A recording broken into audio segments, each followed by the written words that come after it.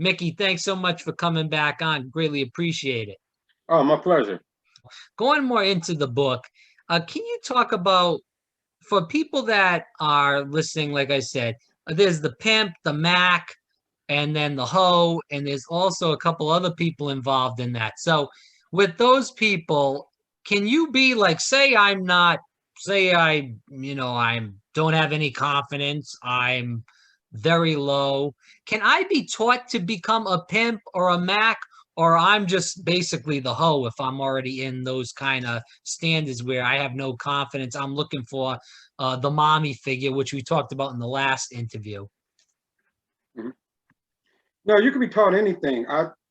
It's almost the same techniques that you use to train animals. Anybody with a brain and a central nervous system can see. That's what's so good about being a human being. Mhm. You know that those characters or those are characteristics. You look at them like that. So what's so good about being a human being is, I mean, if you're born a lion, you're just a lion. I can teach a lion how to swim, but not quite like a dolphin. He's Right. stuck with those claws. He's stuck with that tail. He's Mhm. stuck with a need to eat 600 pounds of meat a day. He's stuck with that. But as a human being, you can literally transform who you are just with a mindset. Animals don't have that choice. You know, I can teach a gazelle all day how to hunt like a lion. At the end of the day, he's gonna get eaten by one. Mhm. He just can't transform like that. But you can turn what I used to say from wimp to pimp almost overnight. I mean, I've known several professional boxers who would tell you they were bullied as children, Yeah. but then they went and got training, and then they went and got confidence, and then they went and practiced this, that, and the other. And next thing you know, they were heavyweight champion of the world. So you can change a human being just by his mindset. And that's what puts us above certain other types of animals. So yes, you can, it's easy to do. You know, it's easy to do. Most guys who come to me for help, because I have on my website about the one-on-one counseling type things, they don't want to know how to do what I did. They want to know how to use what I know in their everyday life so they can get certain results from women, so they can get results on the job. They don't want to change. They just want to change their position on the chessboard. That's yes, that can be done, and it's not that difficult to do. Right. Okay. Mickey, my thing is, you talked about the one-on-one counseling. Do you feel like, and we hear about this all the time, you can go on YouTube and these guys approaching women off the street, and doing all kinds of other things. Do you feel like this is such a lucrative industry now for guys that have had success with women that know, that were pimps, such as yourself, that know that game? Because it seems like nowadays men really lack confidence. Men have serious anxiety approaching women. Is that something that's just happened, within the, 2000s, or is this something that's really been going on for years upon years on end? Well, I noticed just in my lifetime, it's a word, I don't even know if it's a real word. It's a word that I use called gynophobia. And I said a lot of men suffer from gynophobia. You know, I noticed it with a friend of mine when we were talking at the gym in the steam room. And we were just talking. And then when a woman walked in, beautiful woman, all of a sudden he started to stutter when he talked. And he couldn't remember certain things. And I'm like, how could her presence affect your speech? And you've been speaking since you were 2 years old. You know, so I started to pick up certain little things and stuff like that. And I noticed when men were in certain situations how they weren't scared. Yeah. And I started developing certain techniques from there where I could help other people and other guys. But usually the guy strikes out before he even picks up the bat. I can just see him. I'll just be looking at him at the bar and go, and three, two, one, and she's gone. He had her. He had her. And one of my friends, he said, what did I say wrong? I said, when you were walking over there and you looked down at your shoes and looked back up and straightened your tie to show how unsure about yourself you were, you lost her then. Before you opened your mouth, you lost her then. Because I saw her. She went from a smile to a straight face to a head turn. Now, it wasn't your looks because she saw you walking over and she was smiling. So obviously she was okay with the way you looked. But before you got a chance to even open your mouth, your body language told her that she's too good for you. And when your body language tells a woman that she's too good for you, she believes you. And that was it. Mickey, do you feel like this has really gotten worse with Facebook and now Instagram, where these women put out these beautiful pictures, and some of these women use a lot of different, and the men too, of course. I'm not going to just say it's a woman. they use different kind of lighting to make sure that they, the abs, the lighting's on the abs, or they look good with a fat ass, or whatever it may be. With that said, do you feel like that's really changed now with that social media lifestyle that, men act like women are gods now? Like it's like this woman is a goddess. I can't talk to this woman. I don't even know how to approach her. Like you said, with the guy in the sauna, he started getting tongue tied because he was just sitting there and he didn't know what the hell to do. I think the internet has done wonders for women, and the internet stuff has been a big detriment to men, and I'll tell you why. Because it's something you touched on. I'm glad you brought that up too. Nobody brings that up. You're the first person to ever bring that up. So I've been wanting to address it, but I have to address things as people bring them to me. What you said, I'm gonna take your words. She has these perfect pictures, and she has these perfect words that she studied for the nights before she posted them.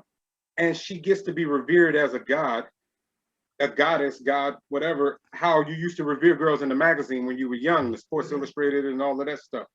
And you build up in your mind already that she's on this pedestal. Now, what that does is that gives her the power to swing in her pendulum. But let's say you're somebody too, and your power does not so much revolve around how you look.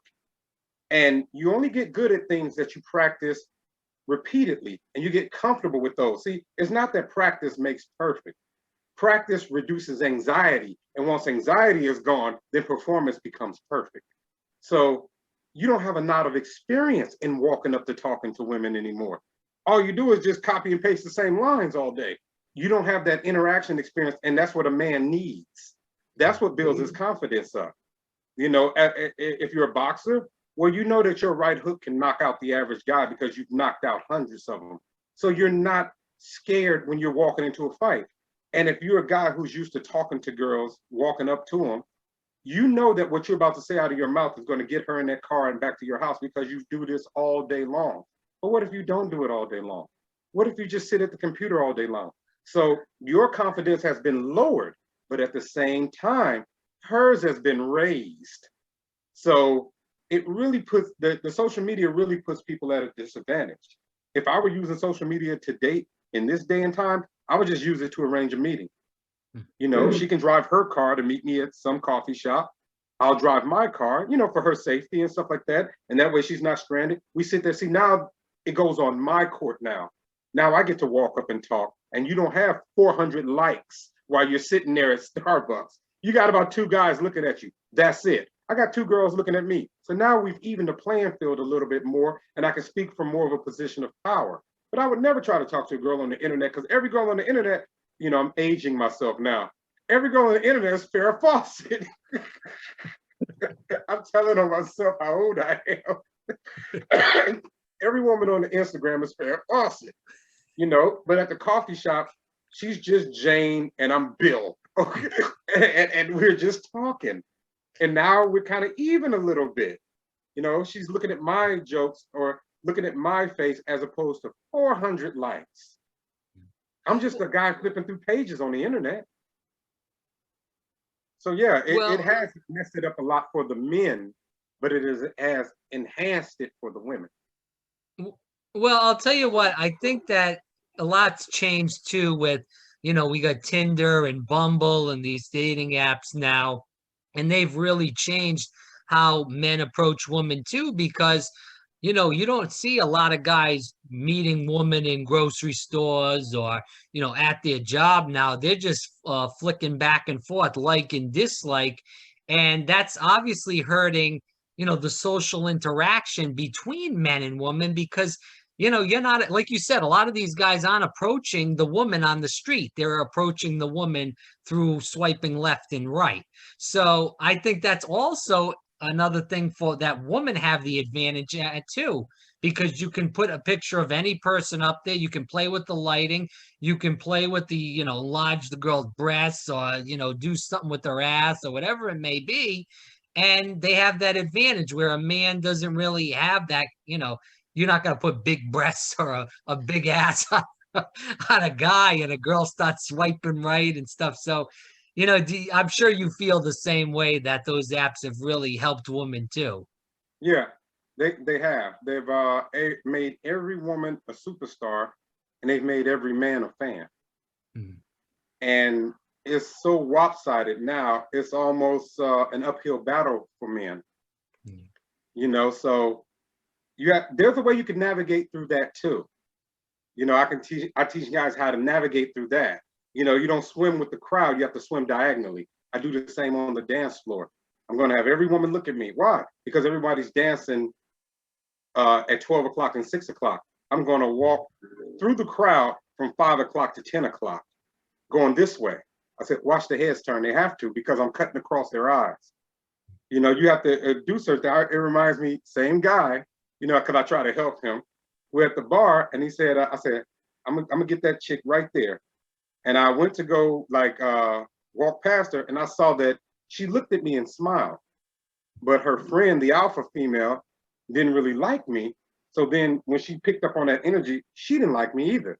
So I just went on about my business. And I went back and I kept sending her drinks.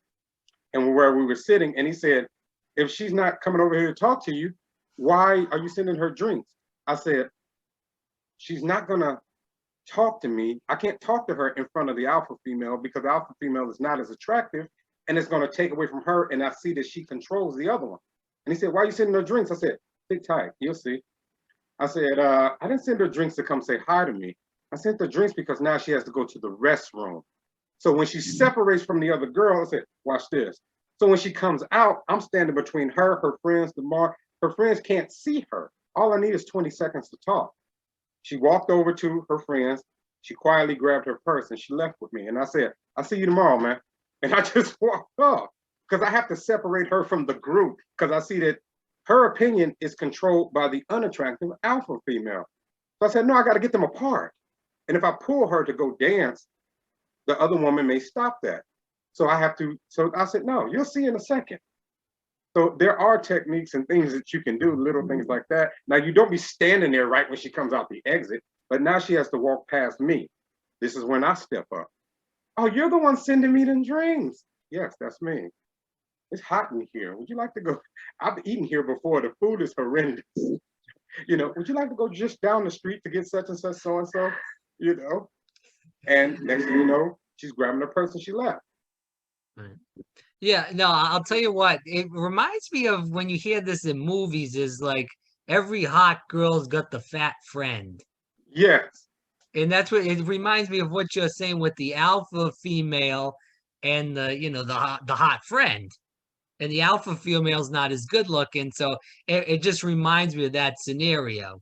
And the fat friend always has the car keys. See, that's what you got to watch out for too, because if she's not getting any action, she's gonna say it's time to go. So sometimes I would have my friend with me, like, you're gonna have to talk to her. Why? So I can talk to her. Because if I talk to her and no one talks to the friend's gonna grab the keys and they all have to leave. Right. So you have to occupy her while I get the rest of them. Because someone has to talk to the woman with the car keys, or else she's gonna leave. And she's gonna take her friends with her. That's true. That's 100% true. Now I agree with that. I want to talk about this, and then we're gonna move on. But it reminds me too, when you said, we were talking about all these girls think they're goddesses now, and half of them are not. But regardless of that, we talked about this in the last interview about OnlyFans, and like how a lot of these porn stars, because we have Pornhub and all these other websites where they can't make money off that now, because no one's buying the videos. So a lot of them go to the OnlyFans and they do all these other things. A lot of these girls that are young, that are in their 20s, are going to OnlyFans. They might not be in porn. They're just going to OnlyFans. And I want to ask you what you think about this, because I was talking to a friend, and he said, this sounds 100% true, that a lot of these girls, I'm not talking about the girls in porn. I'm talking about the regular Susie down the street that looks good and she's just doing it, try to make a couple of bucks while she's in school. A lot of these girls are going on OnlyFans now, and they're making that money. And a lot of these guys, like you said, they don't know how to, act social. They're on these Tinder and Bumble. They don't know how to approach a woman in daylight. So with that said, they go to OnlyFans. They're giving this girl a couple of bucks. She might talk to them, or they see her naked, which they could go on any porn site and see any woman naked for that matter. But regardless of that, they're losing their self-confidence and they're losing their self-esteem because they're paying this girl that they're never going to meet, that they're never going to have sex with, and they're paying her. What do you believe about that? Do you agree with that? That these guys' self-confidence are really going down now because of, we go back to Tinder and Bumble, but OnlyFans even too. That's exactly what's happening. It seems like, well, it doesn't seem like logic dictates it, so it doesn't seem. It is what it is. I tell people, I said, Hugh Hefner made more money selling pictures of nude women than I ever made selling nude women. And that's just the truth. So it's like, when it comes to the OnlyFans and things like that, it's really killing the guy inside. It's like a friend of, like, the same guy. He's my best friend. I just be trying to help him. He suffers from severe gynophobia and stuff. He's gotten so much better, but he's been dealing with nothing but prostitutes for the past like 20, 25 years. I know because I used to send them to him sometimes. But I said, when we were in high school, you knew how to talk to girls. You would mac them up. You had grown women when we were 16, 17. What happened? And he would say, and this also made him a lousy, as he says, lousy in the sack, because he was like, I give a woman a grace 3 minutes, she'll ever ask for it. But he said, when you start messing with prostitutes, they have to like you because you're paying them and you don't care about doing a good job and you don't have to talk to them. He said, after 20 years of dealing with them, he said, man, I'm just gotten lazy. I don't know what to say to women anymore. I said, but you used to. So it's like a muscle. If you don't exercise a muscle, it gets flabby, it gets this, it gets old. And that's what's happening to a lot of guys with the OnlyFans and stuff. They're not practicing that muscle. That muscle you start working out in the 6th grade when all the pretty girls are on one side of the room and all the guys on the other side of the room. We're all standing there with flowers, scared to death. But eventually, you take that step and you walk all the way across there and ask that girl to dance. She may say yes, she may reject you. My favorite meeting spot was the punch bowl, because I wasn't much of a dancer, but I could talk. So I would catch them when they tired from dancing and would you like me to get that punch for you? And then I start talking in, they'll of course leave with me, but I didn't try to ask them to dance because I had 2 left feet. I said, no, I'll wait by the punch bowl. Eventually it's halftime and they're gonna come over here. Ain't much shame. But what you would call it, the restroom and the punch bowl. That was my spots, like in the 6th grade. But by the time you get to the 8th or 9th grade, you're not afraid anymore. She's not gonna rip your head off like a praying mantis. She's not gonna explode. You're not gonna die from a no, because you've been practicing this. The little Valentine boxes, they don't do that anymore. And the less you work something out, like that muscle, it develops this fear, it develops this anxiety. You make her larger than life. And some guys now feel rejection is the worst thing they can hear. No, an audit from the IRS is the worst thing you can hear. Rejection is nothing. Mickey, do you blame this on like culture? We talked about the social media, but I blame it on culture too. We see the rise of feminism, women's rights, and I'm all for women's having rights. I agree with that 100%. But it's almost like a lot of these women, we see the Me Too movement has, went on a rise too. Not saying some of those guys are great men, but it makes it that if you're a good guy, you're almost afraid to approach too, because you're worried about, if I touch the woman the wrong way rather, what would she do? Could she say I'm like a rapist or something like that? If I say the wrong thing, it might be, called a sexist joke. So a lot of these guys, and I've been prone to this too, but along with my friends, is we're thinking too much in our head when we're approaching, because you're worried about all these things, because again, it goes to the goddess mentality. It goes to the Me Too. You got to say the right things. You got to watch what you say nowadays. You can't say stuff now to women that you could have said in the 60s or the 50s or the 70s.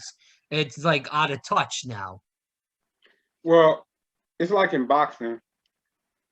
When I know you've heard this before, every boxer says it. They said you can train, you can spar, and you can have a plan. As soon as the bell rings, you get hit one time, that plan goes out the window. Why? Because the boxer in front of you is not going to do the exact same thing that your sparring partner has been doing. He's not going to move the same way. He's not going to throw it the same way. You can get sparring partners that mimic that. He's not going to move in the exact same way that you've been training. In boxing, you only have, like in karate, you have 12 basic movement, 4 kicks, 4 blocks, 4 punches. You learn that the first day.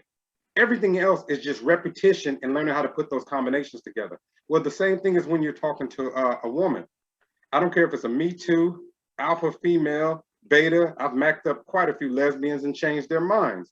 I said, you do it by adjusting your mac. See, if you're a fighter who fights inside close, that's all you do. But you fighting a fighter now who just comes forward. Well, you can't fight him like that. You lean forward against Mike Tyson and fight inside, he's going to knock you out because he's faster, and that's what he does. So now you have to back up. You have to put the distance between you. That might not have been the same way you fought George Foreman. So you fight each fighter differently depending on their particular style. So you can't go to a woman with preconceived lines. I have no idea what I'm going to say before I say something to a woman. I have to get her energy and her personality, but the right words come out because I stay in logic and I don't feel that anxiety. So it doesn't matter. She can be a woman who's masochistic and wants me to tie her up. She can be a Me Too that wants to throw tomatoes at me. Doesn't matter. I can adjust immediately to her personality. Like in Aikido, you use your opponent's strength and their forward movement against them. The stronger the other person is, the more deadly the lock is because actually your strength is locking itself. So that's usually a style they teach women, bodyguards, people that are short, small, skinny, but because a wrist is a wrist. You may not have enough strength to beat Mike Tyson, but if you get him in a wrist lock, he's going to scream just like an 8-year-old child would scream. It's his joints. So it's an energy matching thing. So it's not like I have to talk to one particular type of woman, but you can mac them all up, but not the same way. You can beat Mike Tyson. You can beat Tommy Hearns. I'm aging myself again. I haven't watched boxing in 15 years. But you can't fight them both the same way because they don't fight the same way. The way you talk to one woman, you might have to do a lot of talking. I've macked up other chicks with like 6 words because they did all the talking. I just agreed. What was she talking about? I had the slightest idea, but I know every time I nodded my head and said interesting, she smiled. I don't know what she was saying. I was daydreaming. But the next woman, she's quiet, so I pull it out of her. But you don't need to do that with the other woman that's talking. If you guys are just gonna be, oh, I'm sorry. What were you saying? Oh no, I think you. I was like, oh no, that's a communication clash right there. That's not what you do with this one. This one, you just nod your head and you butt in every once in a while. You remember Austin Powers? Right. In the plane, I've done this before. It's worked for me. But when she was talking about her credentials and how she went to Harvard, and he said, that sounds great. Would you rather shag now or shag later?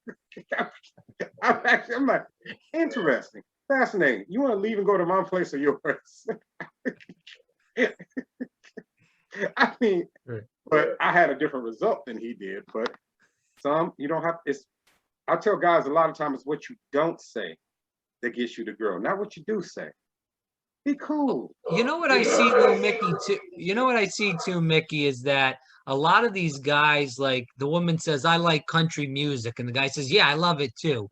I like pizza. I love the pizza. I love pizza. So they're always agreeing with the woman too. So then after a while, and I've been prone to this too. I've done this before, is that you keep agreeing with the woman. She gets bored. She says, well, this guy's boring as hell. He agrees everything I say. I want somebody to say, hey, I may love pizza, but I hate country music. Why would I want to listen to that? You know, but I see a lot of men doing stuff like that too. And like I said, I've done that before personally too. You So speed up, you change the pace yeah. in your agreement. Like she says, I like pizza. Do you like pizza? I don't eat carbs, baby, but I would pay $1,000 to watch you chew it. That's So good. I did I agree with her? No. No. But did I make her smile? Yes.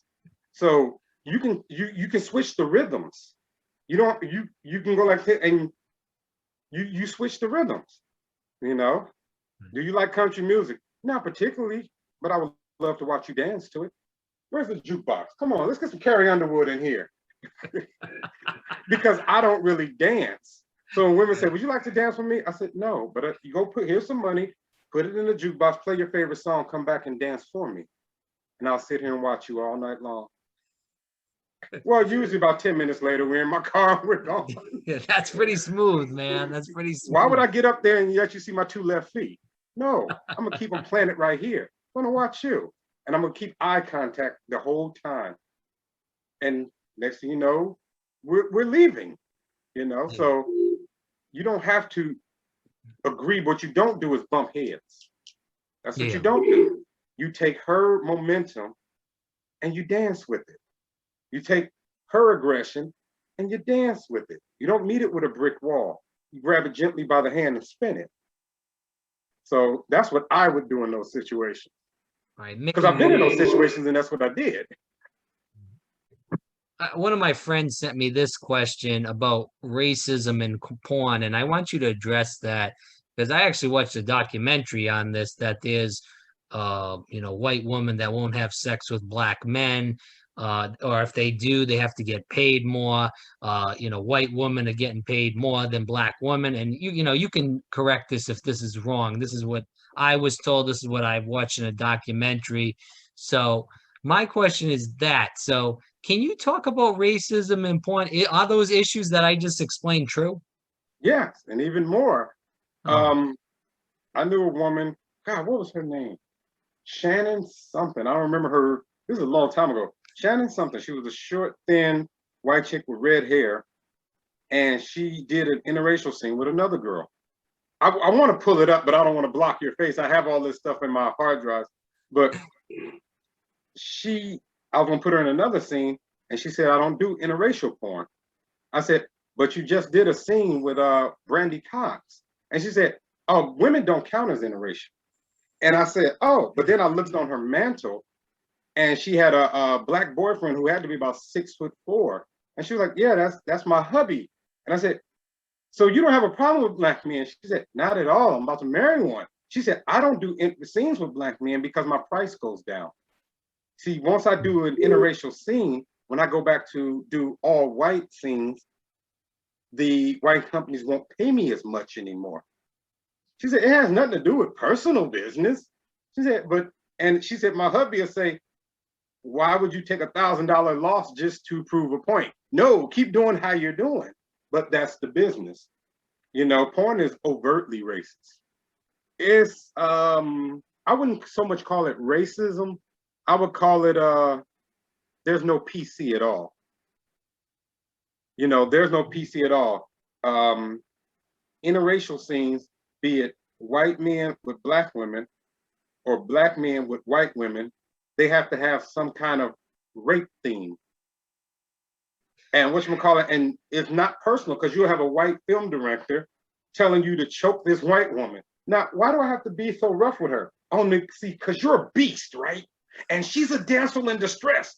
Now, if you choke her, we get like 8,000 more units sold. And I'm like, choke her, okay, right here, yeah, and slap her and call her names. I'm like, okay. I'm like, Cynthia, you don't mind. She'll be like, do what you gotta do. We gotta make this money and get out of here. I'm like, okay, we're gonna go to dinner later. Yeah, right, okay. No, I'm gonna choke you.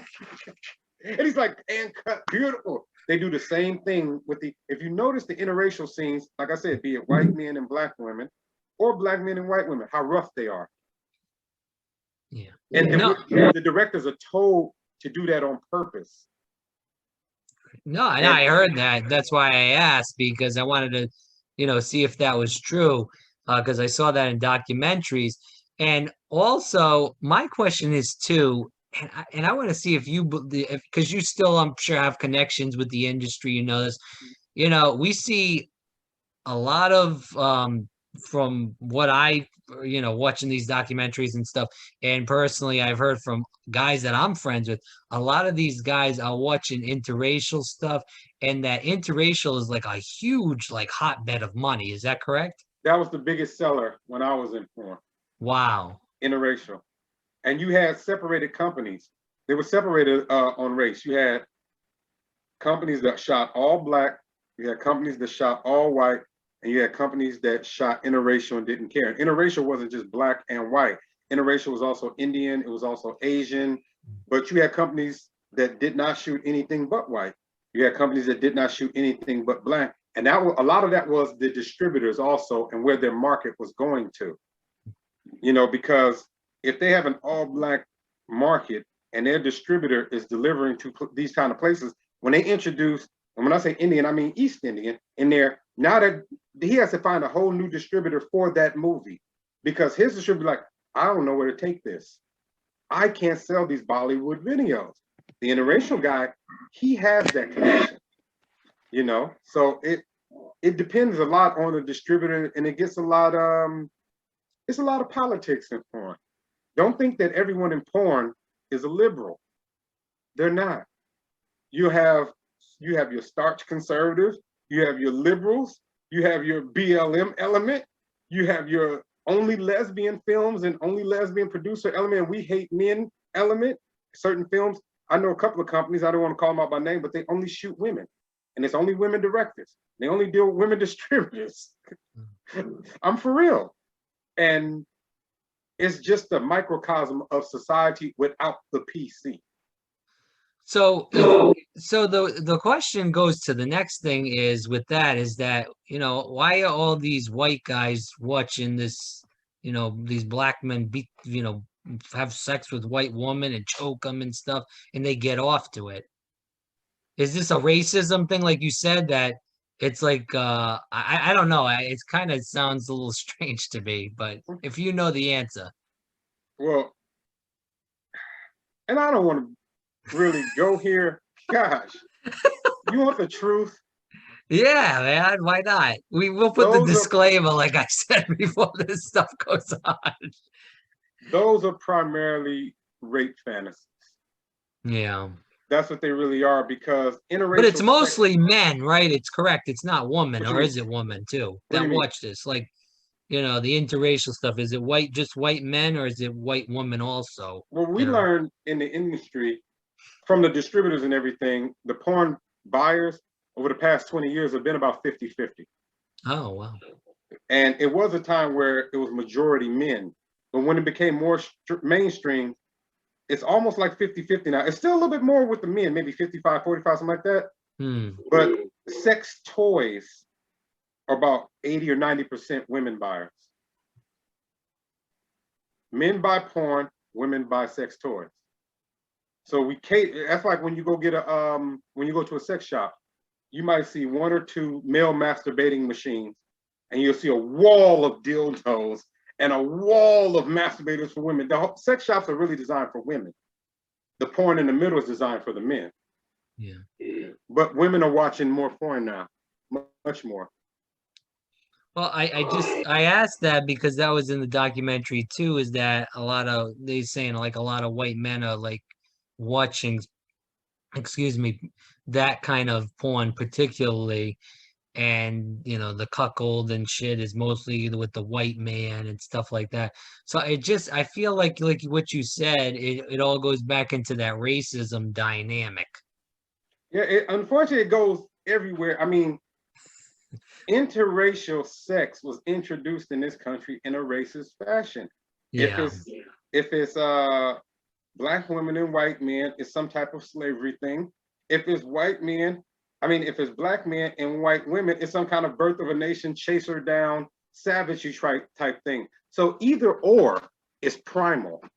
And when you speak to something primal, and when you see rape combines sex and violence, and those are two triggers for men. We get off on sex, we get off on violence. All of our games are violent. Even chess, it's about conquering. Checkers, about conquering. Football, about conquering. Basketball, about conquering. Everything we do is to destroy our opponent. So when you combine sex and violence, even if the man is turned off, like that's disgusting, it triggers something that's innate in testosterone. It's like dopamine, then you figure. Yeah. So it's not an accident that interracial videos sell more, almost twice as much as all black or all white. That's not an accident. And the directors and the porn, see, when you go to the porn companies, they're in a boardroom discussing what you and I are discussing now.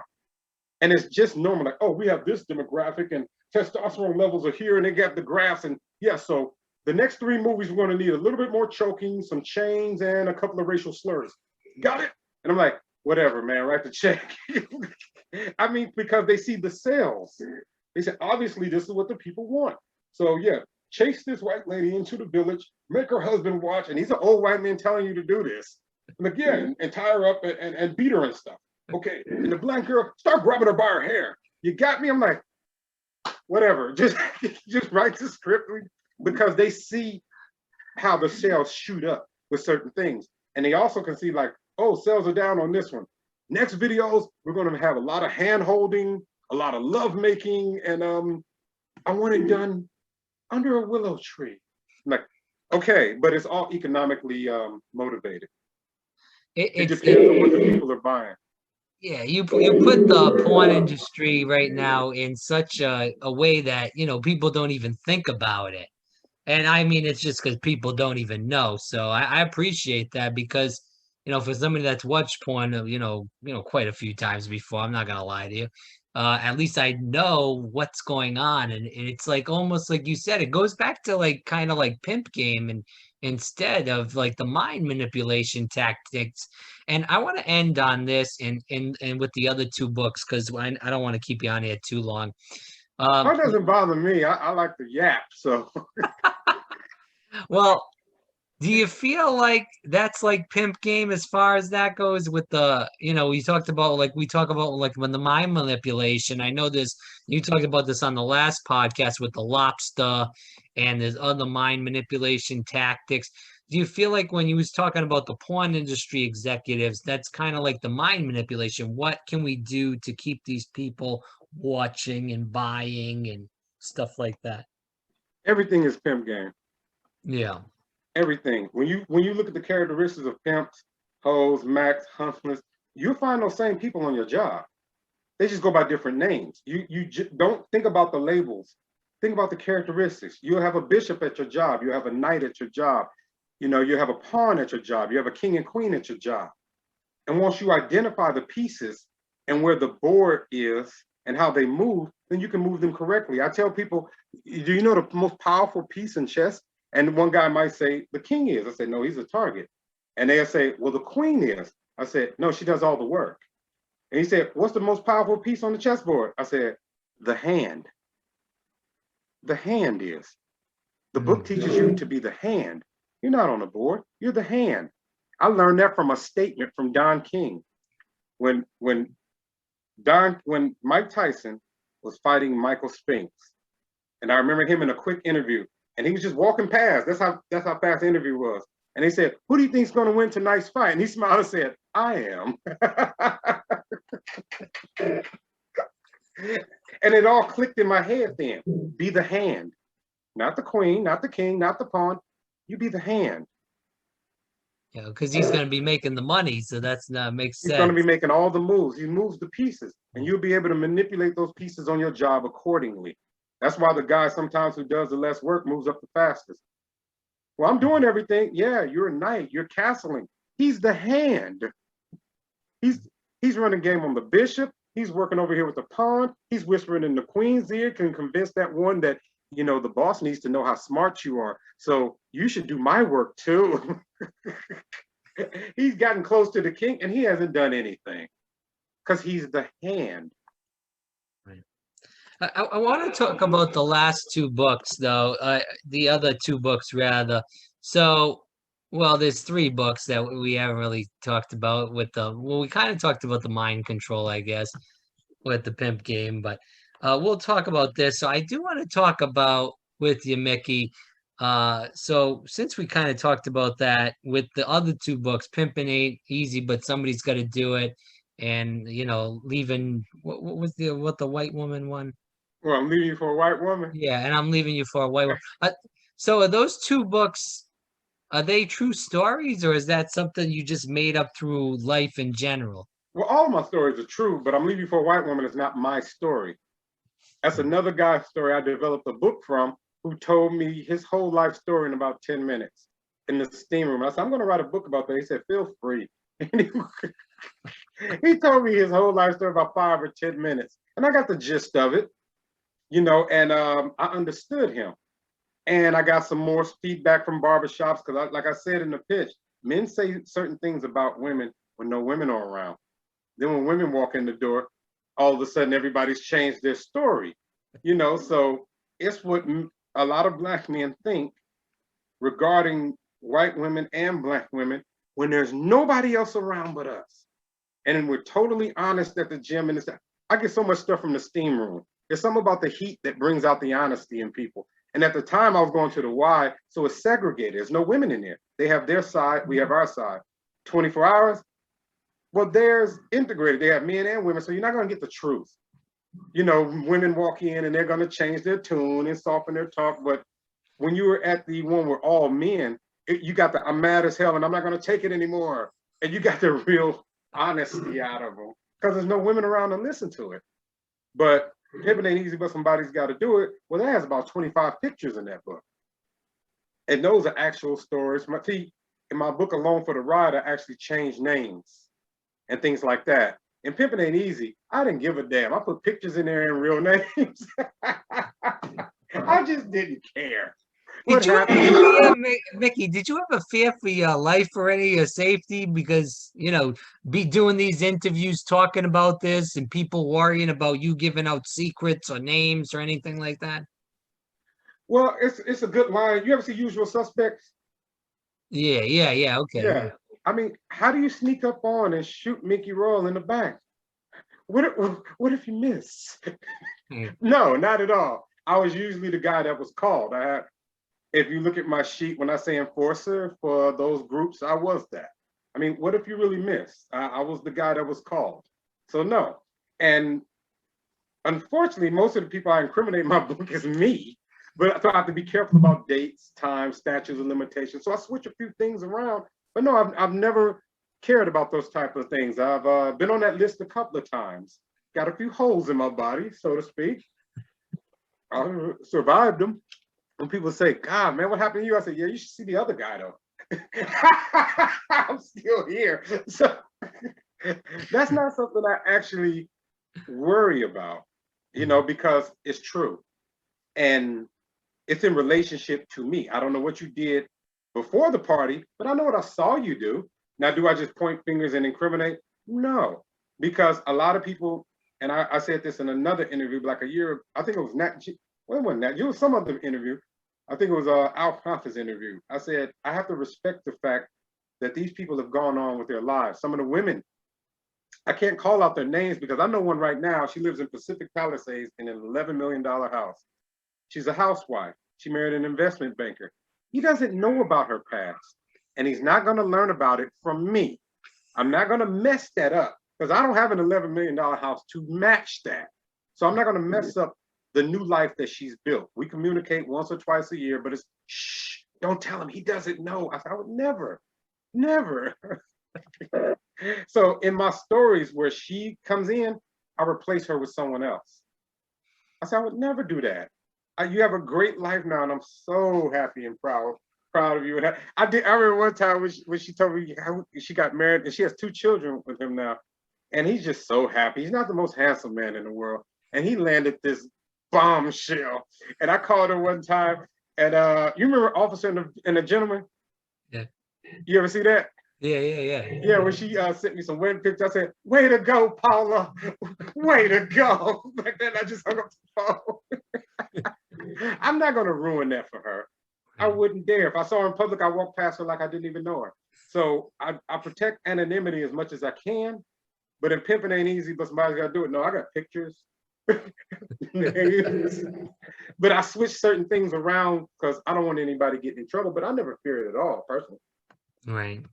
You can't call me a liar. So we'll end with this, Mickey. For first of all, what's up next for you? Are you going to be writing any other books, or what are you going to be doing?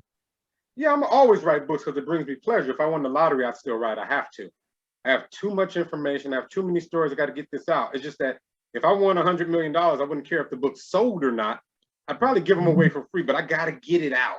I love doing this. It brings, I learned a word last year called chakra. It brings my pleasure to my chakra and my inner being. I'm really on that kick now. And my energy, that's another word that my fiance has taught me. Energy and chakra and all those other eclectic words I never learned before in my life. So that's it, I gotta get it out. It's like writing to me is like the gym to your friend. If you want to, I got to do it. So, but no more pimp games. I'm not sure if I'm going to do another pimp game. I think it's one more left in me because those are instructional manuals. I love telling the stories more. Even though I usually sell more pimp games, but the stories, getting these stories out is really therapeutic for me. And they're funny, they're dangerous, they're life. Their life, and I really get more enjoyment from my stories. So more of the stories, the real stories that happen. Pictures going to be in them and everything. So what I'm working on now is a story and finishing up another pimp game because sometimes I write them two at a time because I can't write two stories at a time because they'll blend in. But I can write a story and an instructional guide at the same time. One is first person singular, one is like a descriptive narrative, so they don't clash. So, but there's gonna always be books coming out from me, and maybe I wouldn't call it a podcast, but a lot of storytelling on the internet. I just got so many. I got 30 years of stories, and I did this every day, every night. I interacted with everyone. I know everybody in Hollywood, every every celebrity, every big willie, every sports figure. I know all of their sexual secrets because my women were their dance partners and we discussed steps as they came home. So I know what everybody does. I see him on TV. I say, I know his fetish. I know hers. I know his. That guy's lying. I've been married 32 years. Yeah, but you didn't dance with about 8 of mine because I dropped them off at your house. I know this. So, and I'm not going to incriminate none of those people or expose because I have books that I want to turn into movies one day. So I'm not going to burn any bridges I plan on running back across. But if I see them in person, I can whisper in their ear and go, yeah, I remember you like ice cream over your genitals. I know that fact. I whisper it to them, but I would never expose anybody, no. As we end the interview here, Mickey Royal here on Fire Breathing Rob. And I know we went really long. We'll probably cut half of this out, but I do want to get a lot of this information out to the young viewers that are going to be hearing this on the radio and also listening on the YouTube. So we'll end with this. Can you end with this Hollywood story that you can tell the viewers about the craziness as far as the parties and the people you've met throughout in Hollywood, even if you can't say names? Oh no, I can't say names because I want to work with some of these people. But I mean, what do you mean? If I can't say names, I mean, what do you want to know? Well, I guess just talk about like maybe a party or what's went on there. Are we talking about like, I know you said about the ice cream on the genitals. I don't know if that was true or not, but Everything I say is true. oh, geez. But fact is so much stranger than fiction. Yeah. It really is. That's why a lot of times I just tell the truth because I said, you're not going to believe me anyway. I don't believe it, but I saw it, but I can tell you there's one party I know of, and it's off Wilshire in Los Angeles, and that's the borderline to Hollywood. You're going down Crenshaw. I used to make a left on Wilshire. I go down a few blocks. I make a right on Rossmore. Rossmore turns into Vine, and when it does, it's a whole nother world. But it's one on Wilshire right before Rossmore. It's in a residence. It's a married couple. They're both actor and actress. They have a weekly swing party, and there's nothing but actors and actresses there. and it's a lot of what I call champagne and cocaine lifestyle. And it has been going on that I know of for at least the last 12 years, every week. And that's just one. It's hard for me to get into these stories without telling names. So in the books, I get time to think and change names and change it because I'm not going to piss off anyone and then ask them, hey, would you like to buy my script? They're like, you? No, get out of here. No, no, no, no. I want to be your friend. But I can whisper in those people's ears. You know, maybe if you and I were like at the steam room and I knew I wasn't being recorded, I'd be like, you know, so-and-so such and such? Yeah, he likes girls to kick him in the genitals. Or, you know, so-and-so? Yeah, she likes to be urinated on. And you know, I know all of those because a lot of times when they used to hire my girls, my ladies were kind of afraid and intimidated because they were who they were. So I had to sit in the corner of the room. A lot of times I didn't leave out the room. I was sitting maybe 10 feet away when these things took place because they were kind of intimidated. Like, that's so-and-so. Like, yeah, but he's not going to hurt you. I have a pistol under my arm. He's not going to hurt you. So you're talking about 30 years of stories like this. A lot of sports figures. Like I said, I can go down the roster of the Lakers for 18 years. I'm just not going to say anything, but I would tell you in private because they make for interesting water cooler talk. But if someone asked me in public, I would deny it because I want to be your friend. I have scripts to sell. No, I understand. Yeah. That's fair. So we'll end with that. Mickey Royal, again, thanks so much for coming on. We definitely have to have you on again. I mean, this was really fun, and hopefully people will listen to this and really gain a lot of knowledge, not only about his books, and definitely buy the books on Amazon. I've already bought one. I'm going to work on buying the other three once I get done with the first one. But no, I'm really looking forward to reading your other books and also obviously finishing Pimp Game within the next day or two. So Mickey, thanks so much for coming on again. MickeyRoyal.com too. Thank you. Thank you for having me.